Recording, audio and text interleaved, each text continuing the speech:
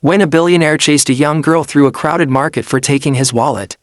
He expected excuses, he expected lies, but nothing prepared him for the truth that stopped him cold.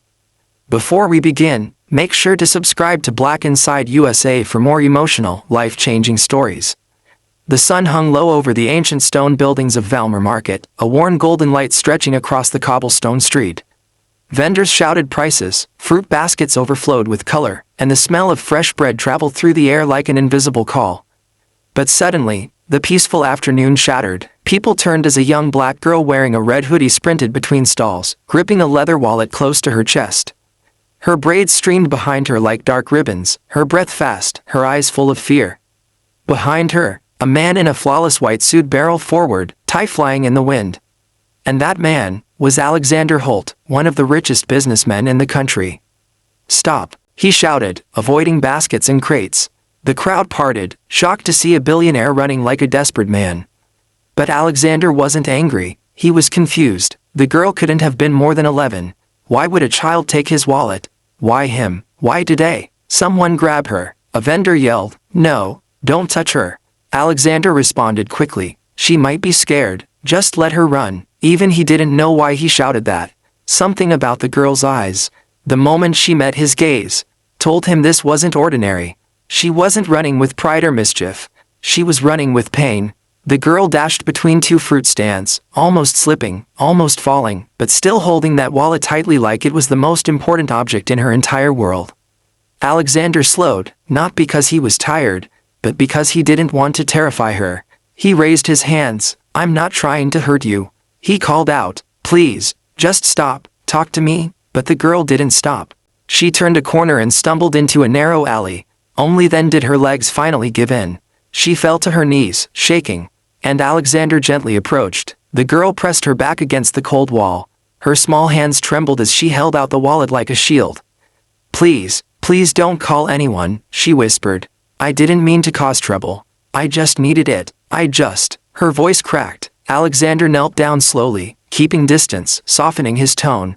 "What's your name?" She hesitated. Lena, he repeated gently.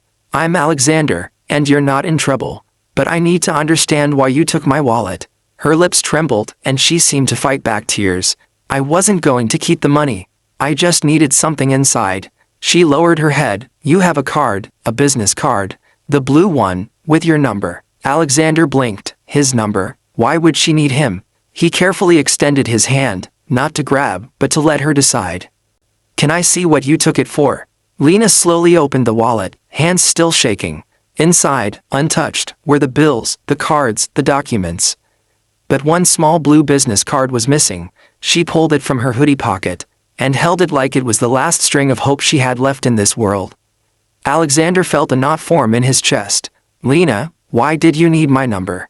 Her voice was tiny, fragile, like it could dissolve into the wind. "Because you help people." Alexander froze. He'd funded charities, hospitals, education programs. But he never advertised it. Only a handful of people knew. "How did you know that?" he asked softly. Lena wiped her nose with the back of her sleeve. "My mom, she used to work for one of your companies." Her breath hitched. "She always said you were a kind man. Someone who listened, someone who cared." Alexander's heart sank. He swallowed hard. "What happened to your mother?" Lena's shoulders collapsed under weight no child should ever carry. "She got sick, really sick. And our insurance, it wasn't enough." Her eyes closed tightly. "I tried to ask people for help. Nobody listened. They just said they were sorry." She looked up. "But then I saw you, right there in the market. And I remembered Mom's words. So I took the wallet because I was scared you'd walk away before I could reach you." She lifted the card again. "I just needed you to hear me." Alexander felt the world pause. The air, the sounds, the distant footsteps, all went silent.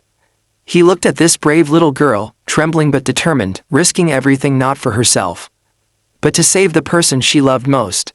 Alexander didn't speak, couldn't speak. His throat tightened so painfully he had to look away. For years he'd been praised for his generosity. Yet here stood a child begging him, literally chasing after him, for a chance her mother desperately needed. Lena misread his silence. Her face fell. "I'm sorry," she whispered. "I shouldn't have taken it. I just didn't know what else to do. I can give it back." "No, His voice finally returned, low and steady. Lena, you didn't do anything wrong. He put his hands on his knees and breathed out slowly. Then he reached into his pocket, pulled out his phone, and dialed. Dr. Morales, it's Alexander Holt. I need an urgent team prepared. We're bringing in a patient, no delays.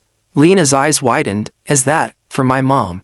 Alexander nodded gently. Yes, and she'll get everything she needs. No questions, no charges. Her hand flew to her mouth. But why? You don't even know us. Alexander smiled sadly. I don't need to. Your mother believed in kindness. And you showed courage most adults never have. His voice softened even more. And you reminded me of something I forgot. That help means nothing if people can't reach it. Then he added, you didn't take my wallet, Lena. You brought me back to humanity. Alexander stood up and offered his hand. Come on, let's go help your mom. Lena hesitated, then placed her small hand in his. He gently wrapped his suit jacket around her shoulders. She looked up at him. Will she really be okay? We'll fight for her, Alexander replied. And I don't break promises. They walked back into the sunlit market together. The billionaire and the brave little girl, the same people who saw her run, now watched her walk beside the man she once feared. But something had changed. She wasn't running anymore. She had hope. 2 weeks later, Lena sat beside her mother in a private recovery room. Her mother, now awake, healing, smiling weakly, held her daughter's hand. I told you, she whispered. He listens. Alexander walked in, carrying a bouquet and a shy smile. But Lena had something in her hand, a small gift box. For you, she said. He opened it. Inside was his blue business card, the same one she had taken. But now, on the back, in a child's handwriting, were the words, "Thank you for hearing me." Alexander felt his eyes sting. That card saved me too, Lena. Months later, Alexander launched a new foundation. Hear Every Voice, an initiative ensuring no child, no family, ever had to chase him or anyone else just to be heard. When reporters asked why he created it, he simply said, because one small girl taught me that the greatest wealth a person can have is the ability to listen. And Lena, she became the youngest ambassador for compassion programs across the city. The girl whose courage changed a billionaire's heart. Thank you for watching this emotional story on Black Inside USA. If this touched your heart, don't forget to like, share, and subscribe for more powerful cinematic stories. See you in the next one.